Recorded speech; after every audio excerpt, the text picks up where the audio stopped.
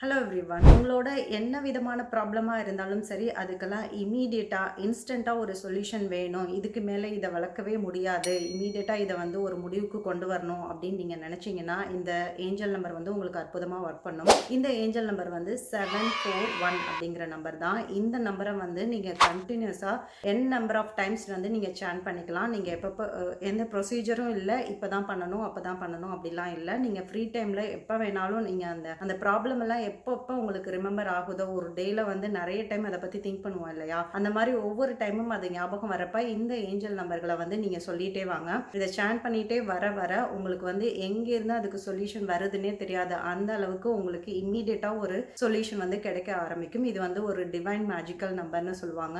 இந்த நம்பர வந்து நீங்க ஒரு ப்ளூ கலர் பென்ல உங்க லெஃப்ட் சைட் பாடியில வந்து நீங்க ஏதாவது ஹேண்ட்ல அந்த மாரி கூட நீங்க எழுதிக்கவும் செய்யலாம். டெய்லி மார்னிங் ஒரு டைம் நீங்க எழுதிக்கோங்க.